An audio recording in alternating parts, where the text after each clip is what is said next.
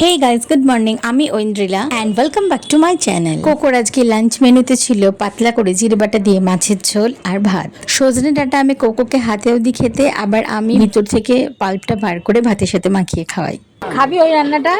খেতে খেতে মহারানী চোখ গেছে টিভি স্ক্রিনে। আগের দিন আমি তোমাদের সাথে ওর যে রেসিপিটা শেয়ার করছিলাম সেটাই দেখতে পেয়েছে, তাই ওকে জিজ্ঞাসা করছিলাম ওই খিচুড়িটা কি আবার খাবি? খা, যেটা হোক খা, আমি সেটাই না বানিয়ে দেবো। দুপুরবেলা কোকো ঘুমোচ্ছিল, তাই ভাবলাম একটু নিচে চিল করি। সাথে অবশ্য আমি ওর জল টল সব রেডি করে রেখেছি, জল ফুটিয়ে ওর খাওয়ার জন্য, ওর দুধ বানানোর জন্য। ও ইউজুয়ালি কাউ মিল্ক খায়, কিন্তু তবুও আমি আইসো মিল্কটা রেখে দিই এবং সাথে গরম জলও বানিয়ে রাখি, কখন দরকার লেগে যেতে পারে। বিকেলে ছাদে যাওয়ার জন্য সবাই রেডি, ভেলটিও খেলনা নিয়ে রেডি, কোকো রেডি। আমি ওর সুজিটা বানিয়ে রেখেছি আগে থেকেই, ও যাতে ছাদ থেকে নেমে এলেই ওকে খাইয়ে দিতে পারে। আমি এটা খুব মনে করি দিনে একবার অন্তত বাইরের প্রকৃতির সাথে, বাইরের আবহাওয়াটা বাচ্চাদের পাওয়া খুবই জরুরি। নয় বাড়ির সামনে, নয় ছাদে, নয় কোনো না কোনো কারণে একটু বাইরে নিয়ে যাই আমি ওকে। এতে ও ক্র্যাঙ্কি থাকে না, ওর মন ভালো থাকে, আর ও ভালো থাকলে আমরা ভালো থাকি। বাবা রে বাবা। আগে যখন স্টুডেন্ট ছিলাম বা যখন বিয়ের পর তখন দিনে রোজ প্রত্যেক দিন একবার করে হলেও বাইরে বেরোতাম, কোনো না কোনো কারণে বাইরের হাওয়া একটু খেয়ে আসতাম, ছোট একটা স্প্রিং নিয়ে অন্তত আসতামই।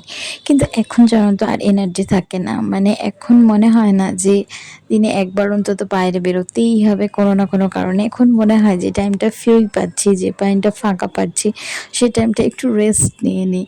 কারণ ছোট্ট বেবিকে ডিল করা মানে কতখানি এনার্জির প্রয়োজন, কতখানি পেশেন্সের প্রয়োজন, যেটা এটার মধ্যে দিয়ে যারা যাচ্ছে তারাই এটাকে ভালো বুঝতে পারবে। বাকিরা ভাববে যে কি এমন ব্যাপার, একটু তো খাইয়ে দেওয়া আর একটু ঘুম পাড়িয়ে দেওয়া। খাইয়ে দেওয়াটা তো একটা ম্যারাথন ব্যাপার, ছোট্ট বেবিদের পেশেন্স নিয়ে ধরে ধরে খাওয়াতে হয়। ছাদে উঠে কি খুশি, ভেলটু ছোটাছুটি করছে সেটা দেখে ও আরো খুশি। আধার কার্ড চলে এসছে, বদমাইশি করে এখন পুলিশের করা যাবে। তোমার আধার কার্ড বদমাশি করলে পুলিশের রিপোর্ট হয়ে যাবে। আধার নাম্বার দিয়ে ধরা হবে। এইটাই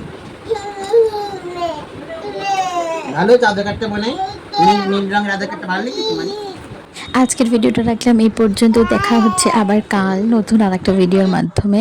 আর আমার ভিডিও থেকে যদি কিছু ভালো লেগে থাকে তাহলে লাইক করো, শেয়ার করো, কমেন্ট করো আর সাবস্ক্রাইব করো। Good night.